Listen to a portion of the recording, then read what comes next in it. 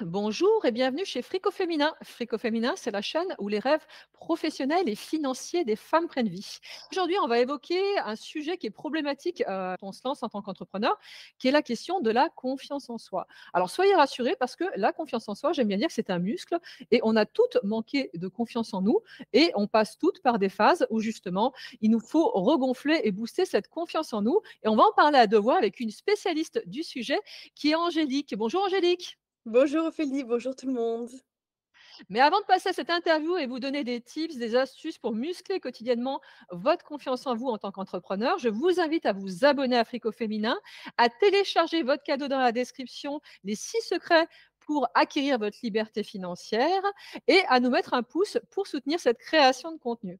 Alors Angélique, est-ce que tu peux nous expliquer un petit peu ton parcours et comment tu en es venue à travailler sur cette question de la confiance en soi, qui est un sujet qui est tellement importante quand on avance dans la vie et qu'on décide de devenir entrepreneur? Yes, bien sûr. Alors, j'ai une grande histoire avec la confiance en soi.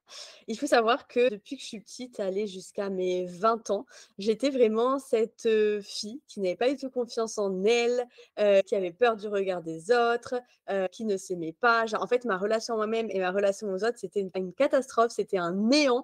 Il n'y a rien qui allait. Ma confiance en moi, elle était tout le temps à zéro, peut-être des fois à un, mais c'était une cata.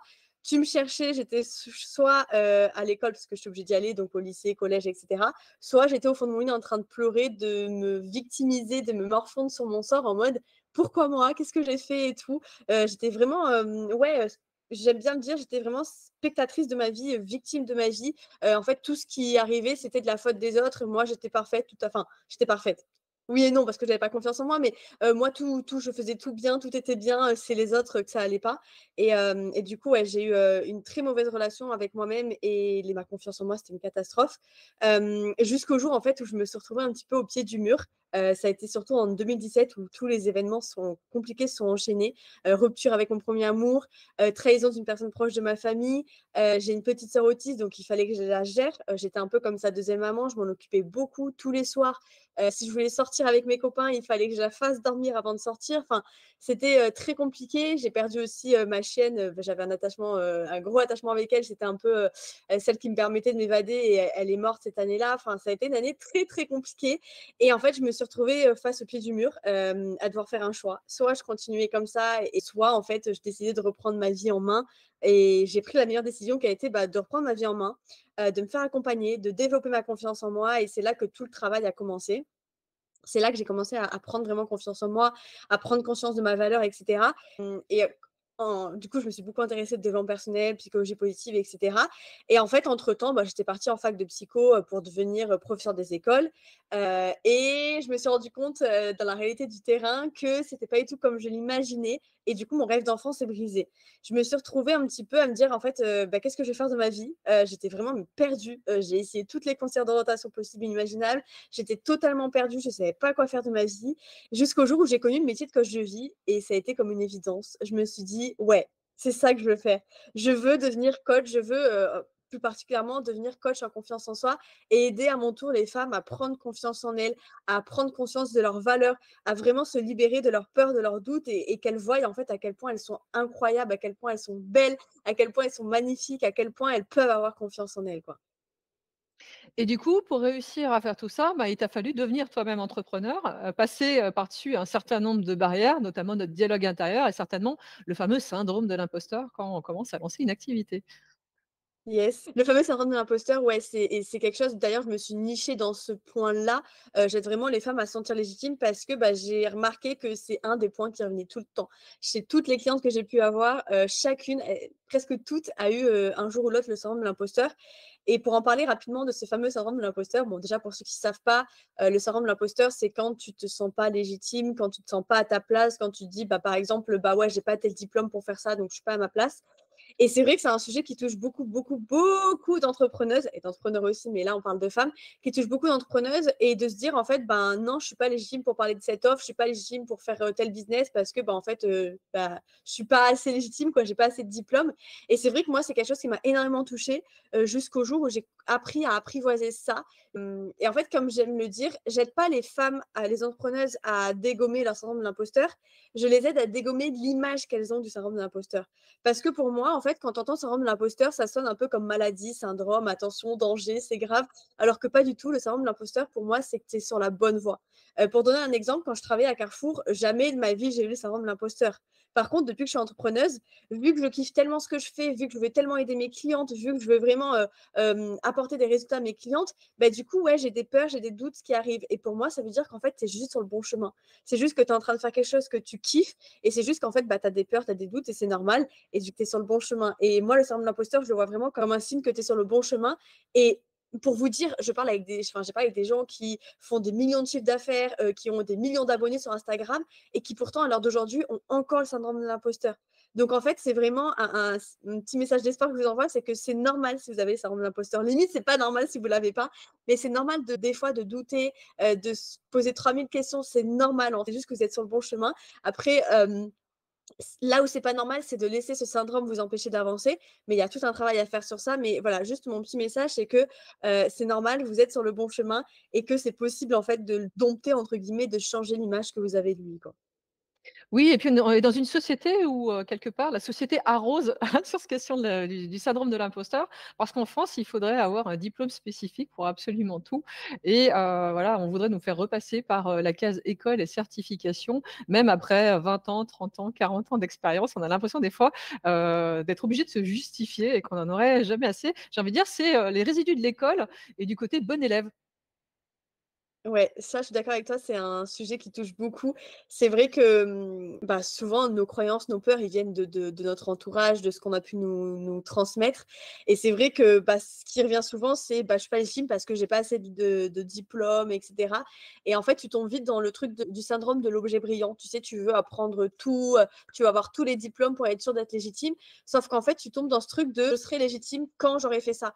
Par exemple, je serais pareil, c'est comme si tu disais: «Je serai heureuse quand j'aurai ça» et en fait, bah, quand tu obtiens ce que tu veux, tu as toujours ce truc de manque de me dire: «Ah non, mais c'est toujours pas assez, vas-y, il faut que je passe tel diplôme maintenant», tu vois? Et en fait, tu en finis jamais avec ça et c'est vrai qu'en France, alors oui, il y a des métiers, c'est important d'avoir des diplômes. Par exemple, médecin, ça s'invente pas, OK. Mais il y a certains métiers, enfin, tu peux moi, par exemple, j'adore, dire ça, c'est que mon meilleur diplôme alors oui, j'ai fait des études en psycho, mais j'ai pas forcément un diplôme certifié de l'État, comme quoi je suis une coach certifiée et cetera.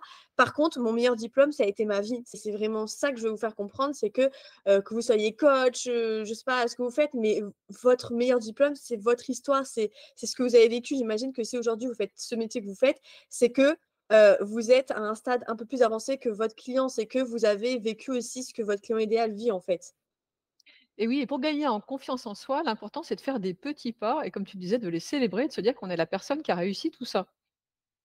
Clairement, cette méthode des petits pas, c'est hyper important parce que, ben, même moi, tu vois, je suis vite tombée dans je veux tout, tout, tout d'un coup, dans ce truc d'impatience et tu profites pas en fait de chaque pas que tu fais et tu te retrouves à vouloir toujours plus. Donc en fait, tu veux des premiers clients. Une fois que tu as ces premiers clients, tu es pas satisfaite parce que tu te dis: «Oh, j'en voudrais plus et j'en voudrais plus» et en fait, tu es jamais satisfaite et tu es jamais heureuse. Donc en fait, il faut vraiment réussir à se dire: «OK, je prends mon objectif global et j'y vais step by step». J'y vais step by step pour pas, me faire des montagnes et surtout j'y vais step by step pour profiter du chemin.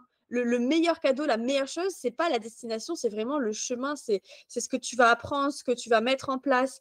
Et pareil, pour avoir confiance en soi, il faut passer à l'action. C'est pas en restant dans ta zone de confort que ta confiance en toi va venir comme ça par magie. J'ai pas de baguette magique, malheureusement ou heureusement.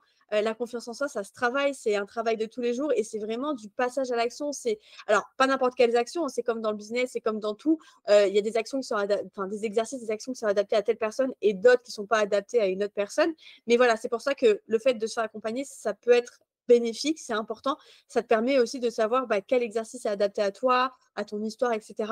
Mais voilà, y aller step by step et surtout passer à l'action et oser faire ce qui nous fait peur. Oui, alors, il y a pas mal de personnes qui me disent, «Je manque de confiance en moi, donc je n'agis pas».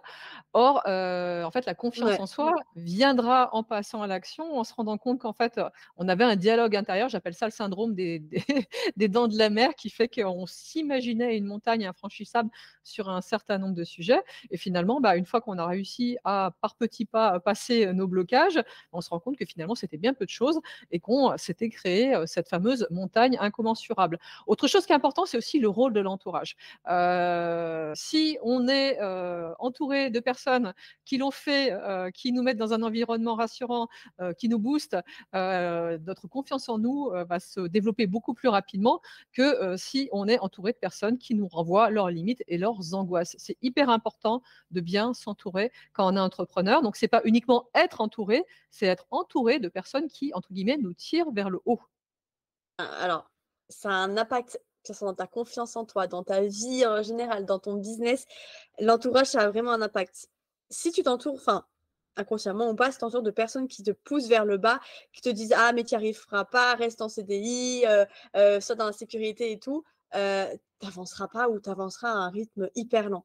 Par contre, si tu t'entoures de personnes qui ont confiance en toi, qui te montrent que tu en es capable, qui te poussent vers le haut, des personnes qui ont peut-être atteint ce que toi tu aimerais atteindre, tu vois? Là, par contre, tu vas aller plus vite, plus loin, tu vas aller très haut et d'ailleurs, bah, c'est aussi pour ça que je viens de créer un petit club en ligne pour entrepreneuses et c'est ça, en fait, c'est dans cette mission de déjà casser la solitude de l'entrepreneur et d'aider les entrepreneuses à s'entourer d'autres entrepreneuses aussi ambitieuses qu'elles. Parce que dans ce club, je ne fais pas rentrer n'importe qui, entre guillemets. J'aime bien connaître un peu la personne avant de la faire rentrer et de me dire, OK, cette personne, elle est adaptée à ce groupe, du coup, je peux la faire rentrer dans ce groupe. Et c'est vraiment dans cette idée aussi de casser la solitude parce que ben, dans l'entrepreneuriat, tu te retrouves vite seul, surtout quand tu es entouré de personnes qui sont salariées, etc., et qui ne comprennent pas forcément les enjeux de l'entrepreneuriat. C'est pour ça que ouais, l'entourage, c'est vraiment un truc, on en parle souvent, mais vraiment entourez-vous de personnes qui vont vous pousser vers le haut, qui vous comprennent, qui passent par là où vous passez ou qui sont passés par là où vous passez. Oui, moi aussi, là, j'ai développé un programme, Boost ton chiffre justement qui est basé là-dessus, parce qu'on peut donner toutes les connaissances qu'on veut à quelqu'un. Si elle n'est pas dans un environnement aidant, stimulant et qui lui permet de dépasser ses blocages, personne n'y arrive.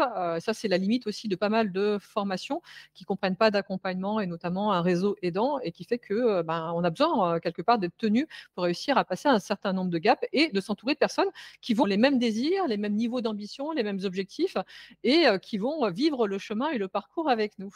Autre chose, la question des blocages qu'on peut avoir liés à la confiance en nous et qui nous empêche quelque part de voir décoller nos business. Il y en a un que je vois beaucoup, c'est la question de la visibilité.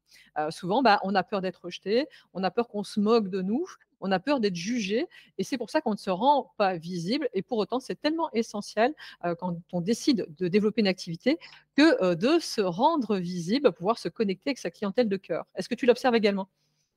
On est notre pire juste notre «pire ennemi» entre guillemets. En tout cas, si on est dans le mauvais sens, on peut aussi, devenir notre meilleur ami, mais on est beaucoup tourné vers le regard des autres.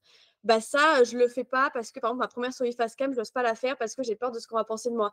Je prospecte pas parce que j'ai peur de passer par un marchand de tapis et on est beaucoup dans cette impression qu'on va laisser aux autres et en fait, on oublie que notre business, on l'a créé pour nous. Votre business, quand vous l'avez créé, c'est la première raison et je l'espère, c'est pour vous. C'est pas pour satisfaire, le besoin, des autres, c'est pas pour, faire plaisir aux autres. Non, si vous avez créé votre business, c'est pour vous.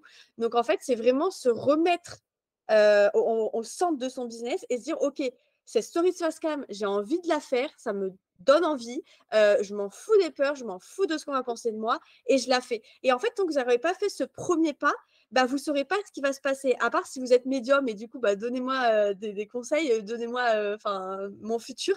Mais à part si vous êtes médium, vous pouvez pas deviner ce qui va se passer tant que vous aurez pas testé de faire ce 1er pas, cette première chose qui vous fait peur. En fait, votre cerveau, il va imaginer le pire, mais pourquoi pas commencer à imaginer le meilleur? Au lieu de vous dire, d'imaginer le pire qui va arriver, en faisant cette première story face cam, demandez-vous: «OK, c'est quoi le meilleur qui puisse m'arriver?»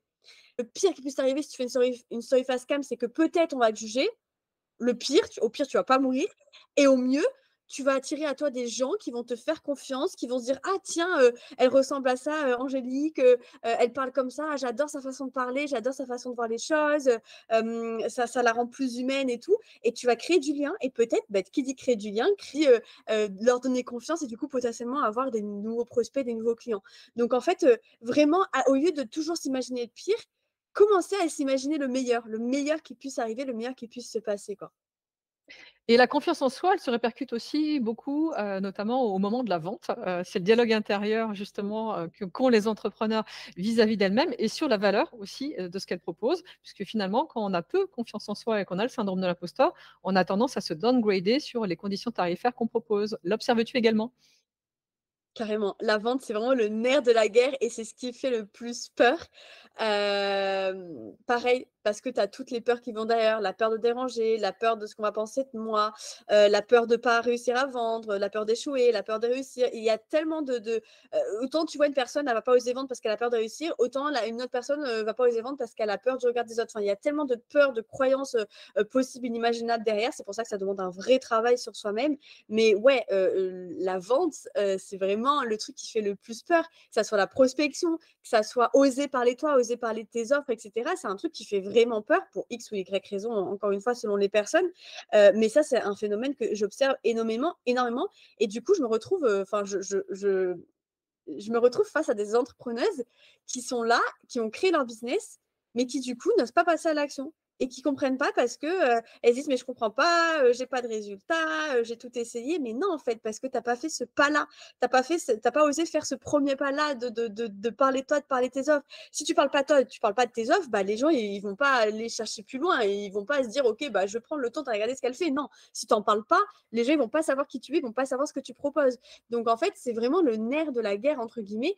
C'est vraiment avant d'apprendre à vendre, c'est vraiment de changer sa perception, de changer son mindset sur la vente, de casser toutes les croyances limitantes, toutes les peurs qu'on peut avoir par rapport à la vente, parce que c'est bien d'apprendre à vendre. Attention, c'est très bien. Mais si derrière, tu as des croyances, tu as des doutes qui t'empêchent de vendre, bah, tu vendras jamais en fait. Donc vraiment, d'abord faire ce travail sur son mindset et après apprendre à vendre. Mais ça pour dire que oui, on passe tous par là et que je vous rassure, c'est possible de passer de j'ai peur de vendre à j'ose vendre, j'ose accomplir ma mission de vie. Et j'ai une petite phrase punchline pour ça, une phrase que j'avais entendue et que j'adore répéter à mes clientes. En fait, c'est comme si tu avais la solution au cancer et que du coup, par égoïsme, au final, c'est de l'égoïsme, par égoïsme, tu te dis, ah bah non, mais je suis pas légitime, j'ose pas vendre, etc. Du coup, j'en parle pas, je garde ma recette miracle contre le cancer que pour moi. On est d'accord, c'est de l'égoïsme. Et en fait, c'est pareil. Tu vas me dire, oui, mais moi, j'ai pas la recette du cancer. On s'en fout. Tu as la recette, tu as la solution au problème de ton client idéal. Et rien que ça c'est énorme. En fait, tu as la solution. Ton client idéal, il a un problème qui est douloureux pour lui, qui est très dur à vivre. Toi, tu as la solution, mais tu ne partages pas parce que tu n'es pas légitime, parce que X ou Y raison. Non, en fait, du coup, bah, tu n'es pas là pour aider ton client alors. Donc vraiment, c'est se dire, en fait, j'ai la solution à son problème, je me dois, à limite, c'est une obligation de lui partager la solution parce que je peux changer, impacter sa vie, quoi. Oui, puis j'aime bien dire en fait, la vente, c'est un transfert d'enthousiasme. Tu as une solution, tu la proposes à quelqu'un et si en plus, ce que tu proposes, tu le vends, à un prix qui est, 10 fois, 20 fois inférieur à la valeur que tu vas produire chez l'autre, bah, finalement, c'est un cadeau que tu fais à l'autre et la valeur se transfère et l'énergie positive de toi à l'autre. C'est comme une autre manière de voir les choses et souvent, comme tu disais, c'est lié à ce dialogue intérieur qu'on a notamment sur ces questions de vente et de relation à l'argent qui sont mon fameux sujet. Et moi, je le vois, il y a beaucoup d'entrepreneurs qui ne font pas leur chiffre d'affaires, n'ont pas la prospérité qu'elles souhaitent dans leur entreprise. Le problème vient essentiellement de là, plutôt que de techniques de marketing ou de vente. Et justement, là, dans mon programme Boost ton chiffre, c'est exactement ce que j'enseigne. Parce que si tu ne vas pas chercher ce point-là, tu peux appliquer toutes les techniques de marketing que tu veux. Ça ne fonctionnera jamais. Tu peux en témoigner également. Clairement, je peux que confirmer et c'est pour ça que je le dis vraiment avant de faire toute chose, pour moi, la première chose qu'on devrait nous apprendre quand on est entrepreneur, même dans la vie en général, c'est vraiment venir travailler son mindset, ta confiance en soi. J'aurais pu devenir coach business, mais si j'ai décidé aujourd'hui de devenir coach mindset, c'est parce que j'ai compris à quel point c'était important le mindset, l'état d'esprit, la confiance en soi, à quel point c'était la première étape. Comme j'ai dit, tu auras beau apprendre toutes les stratégies que tu veux, mais si derrière, tu n'oses pas passer à l'action, tu n'oses pas mettre en place ces actions parce que tu as des peurs, tu as des croyances, etc., bah en fait, tu n'atteindras jamais tes objectifs. Et j'ai une petite anecdote à ce sujet. Il y a quelques mois, il y a une fille qui m'envoie un message, je ne sais plus comment elle me l'a tourné, mais en gros, elle me disait que elle voulait vraiment prendre un coaching avec moi, un coaching mindset, sauf qu'elle n'avait plus le budget parce que son argent, elle avait dépensé, investi dans une autre formation qui était plus poussée business. Et en fait, elle m'a dit, je me suis rendu compte qu'en fait, je m'étais un peu voilé la face. C'est pas de business que j'avais besoin, c'est pas de stratégie que j'avais besoin, mais j'avais besoin de développer mon mindset. Et en fait, elle se retrouvait face au mur parce qu'elle avait plus l'argent pour se payer un coaching mindset. Même des petites offres que j'avais, ça ne rentrait pas dans son budget parce qu'elle ne pouvait pas. Et elle m'a dit, mais en fait, je suis dégoûtée d'avoir appris ça trop tard. Et il y a trop de gens qui font cette erreur, entre guillemets, de vouloir à tout prix savoir comment trouver des clients, d'avoir toutes les stratégies. Et en fait, ils se retrouvent face au mur à se dire, mais je comprends pas, j'ai tout essayé, j'ai tout appris, il y a rien qui marche. Il y a rien qui marche, c'est qu'il y a peut-être quelque chose, un travail avant que tu as pas fait. Il y a peut-être des blocages que tu as encore en toi, qu'il faut débloquer, sinon, bah, tu avanceras jamais. Pareil, si je prends mon exemple, pendant un moment, je m'auto-sabotais de manière inconsciente parce que j'avais la peur de réussir. Sauf que j'en avais pas conscience, sauf que j'avais pas travaillé sur ça. Et le fait de me faire accompagner à un moment donné, je me suis rendu compte qu'en fait, c'est pas la peur d'échouer que j'avais, c'est la peur de réussir. Et cette peur de réussir, du coup, qu'est-ce qui se passait? Il se passait que, bah, du coup, je faisais des actions qui m'amenaient pas de résultats. Mais du coup, c'était une manière pour moi de me protéger. C'était une manière comme si ma peur se protégeait en mode non, non, mais alors je vais faire des actions qui vont pas m'apporter des résultats, comme ça je réussis pas et comme ça, bah, il n'y a pas toutes les conséquences qui vont derrière le fait de réussir, tu vois. Oui, ça, il y a beaucoup de personnes qui l'ont, la peur de réussir parce que réussir, ça change beaucoup de choses et ça oblige à remettre en question son environnement, ses compétences et à se transformer et souvent, bah, on a un mécanisme de protection anti-transformation. Mmh. Et c'est vrai que c'est un sujet que j'adore parler parce qu'on parle beaucoup de la peur de l'échec et c'est pour ça que moi, pendant longtemps, je pensais avoir la peur de l'échec parce que c'est un peu «la mode» entre guillemets, tout le monde a peur de l'échec et c'est en faisant ce travail sur moi-même que je me suis rendu compte qu'en fait, non, j'avais peur de réussir et depuis, je crois que la toute première fois que j'en ai parlé, c'était dans un podcast. Il y a plein de gens qui ont réagi à mon podcast et ils m'ont dit: «Mais en fait, Angélique, tu as raison.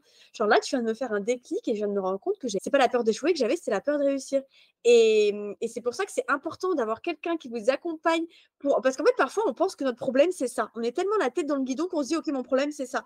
Sauf qu'en fait, on voit pas ce qu'il y a derrière et le fait d'avoir quelqu'un qui a un regard extérieur sur vous, sur votre situation, ça permet de se dire: «En fait, peut-être que je me suis trompée. Peut-être qu'en fait, je pensais avoir telle peur et au final, c'est telle peur que j'ai.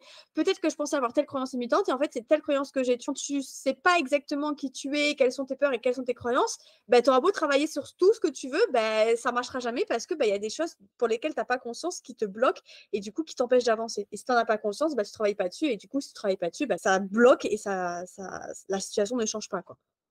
Oui, c'est un travail en continu parce qu'en fait, finalement, quand on devient entrepreneur, c'est que le début du chemin et on va avoir des blocages et des verrous, régulièrement qui vont apparaître et qui seront différents, selon le stade, de notre parcours et puis, il faut aussi monter en compétence sur le comment, hein, parce que ça, c'est aussi quelque chose. Il faut se former, régulièrement, et c'est, travailler son mindset et avancer sur des choses relativement intemporelles qui ont toujours fonctionné et qui fonctionneront toujours dans le business. Comme tu disais, il faut aussi, se méfier, de l'objet brillant et de la fuite que l'on peut avoir dans la formation en croyant qu'il y a une recette miracle qui fonctionne pour tout le monde, parce qu'il n'y a jamais de recette miracle qui fonctionne pour tout le monde. Il y a des stratégies à implémenter, à adapter à notre activité et à qui on est. C'est intéressant ce que tu dis et ça fait partie encore de ce chemin-là. Hem Il y a plein de stratégies. Il y en a une qui va marcher pour une personne et l'autre qui va marcher pour l'autre personne. Il y a pas une seule stratégie qui marche. Ça il y a une stratégie qui marche pour nous et c'est important. C'est pour ça qu'il y a cette première étape d'abord à faire de mindset, d'apprendre à se connaître parce que si tu te connais pas, tu vas pas savoir quelle stratégie marche pour toi. Alors après, effectivement, il y a une partie de test, de tester, telle stratégie, telle stratégie. Mais si de base, tu te connais pas toi-même, tu sais pas ce que tu veux, ce que tu ne veux pas, tu vas pas savoir déjà comment faire un tri dans toutes les stratégies qui existent, tu vois? Du coup, tu vas essayer toutes les stratégies, tu vas être justement dans ce syndrome d'objet brillant, tu vas essayer tout, tout, tout, tout. Tu vas t'éparpiller, au final, il y aura pas de résultat parce que tu ne seras pas concentré sur une seule et même stratégie et en fait, c'est vrai que, bah, c'est ça le truc. Donc c'est vraiment, apprendre d'abord à se connaître, à savoir qui on est, ce qu'on veut vraiment, notre vision et cetera, pour ensuite trouver la stratégie qui marche pour nous. Trouver quelque chose qui nous fait plaisir quand on le fait et qui marche, qui nous apporte des résultats. Et du coup, nous qui sommes entrepreneurs, alors si on devait le refaire et justement être meilleur sur ces questions de confiance, en soi, quels sont les meilleurs conseils qu'on pourrait donner? Oui, très bonne question. Il y aurait tellement de choses à dire sur le sujet, mais s'il y a vraiment un conseil que je donnerais et j'en ai parlé un petit peu tout à l'heure, c'est que allez, 2 conseils même. Premièrement, la confiance en soi, ça se travaille tous les jours. Peut-être que là, vous nous écoutez, vous dites: «Ah mais moi c'est bon, j'ai confiance en moi» et cetera. Mais en fait, c'est un travail de tous les jours. Même moi qui ai confiance en moi, qui suis coach en confiance en soi, chaque jour, je continue de me former, de développer ma confiance en moi. Là encore, je me fais accompagner par une coach mindset. Je suis coach mindset, je me fais accompagner par une coach mindset, mais parce qu'elle est au-dessus de moi, parce qu'elle a atteint des objectifs que j'aimerais atteindre. Mais c'est pas parce que vous avez confiance en vous aujourd'hui que ça y est, tout est acquis. Non, vous avez peut-être confiance en vous aujourd'hui, mais si c'est pas assez solide, bah, demain, tout peut s'effondrer. Donc, c'est vraiment ce truc-là de travailler tous les jours sa confiance en soi. Et deuxièmement, comment on travaille sa confiance en soi? Il y a pas de je pourrais pas vous donner de conseils comme ça. C'est vraiment ça dépend parce que ça dépend, comme je disais, des personnes. Un exercice va par exemple, un exercice de confiance en soi qui va marcher pour Ophélie, va pas marcher pour moi et un exercice qui va marcher pour moi, va peut-être pas marcher pour Ophélie. Donc c'est pour ça qu'avoir un avis extérieur, c'est important. Mais un des conseils que je vous donnerai, c'est vraiment passer à l'action. Faites des actions, sortez de votre zone de confort, passez à l'action pour vous prouver que vous en êtes capable et pour du coup, développer votre confiance en vous. Mais il n'y a pas de secret à la confiance en soi, même dans tous les domaines, il n'y a pas de secret. Il faut passer à l'action. Et mon deuxième conseil, du coup, pour pas faire n'importe quelles actions, parce que c'est bien beau de passer à l'action, mais il faut pas faire n'importe quelles actions. Si vous avez la possibilité, faites-vous accompagner, que ce soit par un coach mindset, selon votre problématique. Là, on parle du mindset, mais faites-vous accompagner par un coach mindset, par quelqu'un qui est au moins un pas de plus que vous, qui est à un étage de plus que vous, qui a atteint certains objectifs que vous voulez atteindre. Faites-vous accompagner par des personnes qui peuvent vous aider et arrêtez de vouloir rester seul, de vouloir vous débrouiller seul. Je parlais avec une fille il y a quelques ans qui me disait oui, mais moi, j'ose pas demander de l'aide parce que je veux réussir par moi-même. Mais en fait, vous faire accompagner, ça ne veut pas dire que vous n'allez pas réussir par vous-même. Vous allez prendre des conseils et des pistes de réflexion d'autres personnes, mais au final, des actions, qui c'est qui va les mettre en place? Ce n'est pas le coach, c'est vous qui allez mettre en place ces actions. Donc, au final, la réussite, elle viendra de vous-même.